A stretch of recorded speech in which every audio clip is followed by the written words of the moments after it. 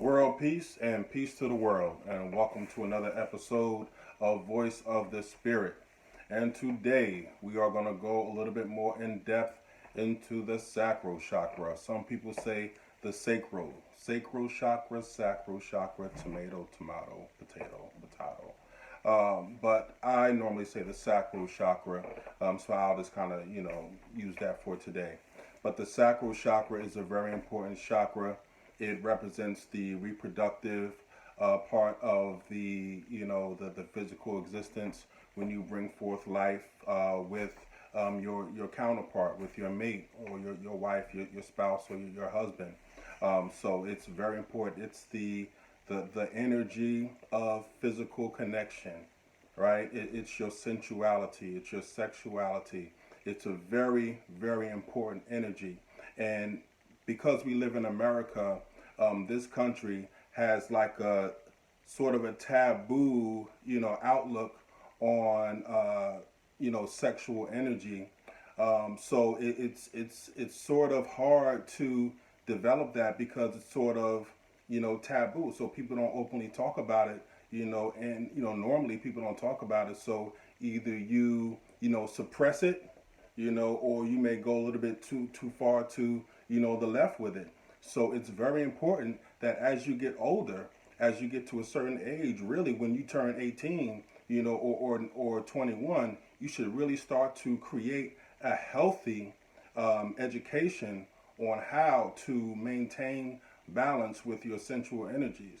And one of the ways to do that is really getting in tune with your sacral or your sacral chakra. So I'll refer to my notes just to make sure that I'm giving you accurate information.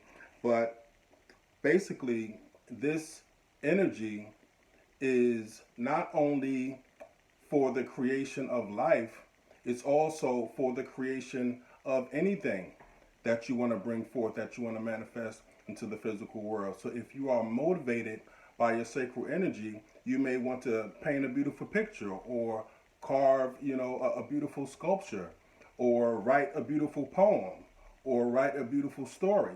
So not only is it the energy of reproduction as far as, other human beings, it's also creativity and reproduction of, anything that you want to manifest into the world. So that's a very important point that I want to bring across when you're cultivating the sacral chakra.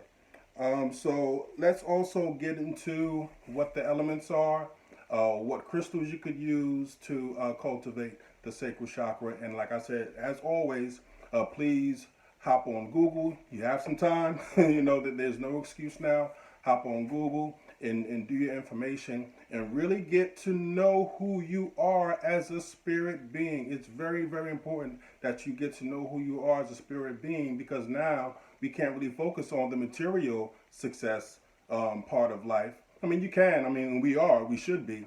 But this is also a perfect time because of the quarantine. This is the perfect time to focus on your spiritual and your emotional and your mental success as well. All right. So basically, the element of the sacral chakra or sacral chakra is water, right? So when you're creating something, and when the fetus is developing inside the womb, of course you're in water, all right? So that makes perfect sense. When the water breaks, that's when it's time for you, to come into the physical world. And the color of the sacral chakra is orange. A beautiful color. I love the color of orange. The incense for some aromatherapy when you're focusing and when you're developing your sacral chakra is gardenia. I love the gardenia flowers. So a nice gardenia incense will be great for developing your sacral chakra. The herb is fennel. I love fennel seed. Fennel seed is the one of the main flavors in sausage. Pause. So fennel and coriander is a nice herb to incorporate into your cooking, or even your aromatherapy when you are cultivating your sacral chakra.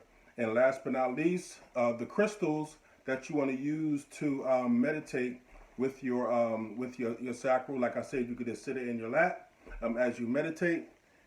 One of the crystals that I like to use is tiger's eye.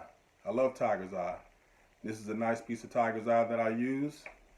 And here's another piece that I use. I love the shape of this tiger's eye. So this is a nice tiger's eye that I use. And also carnelian, right? So carnelian is also a nice crystal. There are more than one crystal for each chakra. There are thousands of crystals, on the planet. Crystals and minerals and semi-precious and precious stones. So definitely there's more than one crystal that you could use for the chakra. So these are I'll probably just give you two per chakra to use for meditation practices. All right. So I hope this is beneficial to you, and I will be back with more information. Next time I will be talking about the solar plexus chakra. All right. Peace. Light work.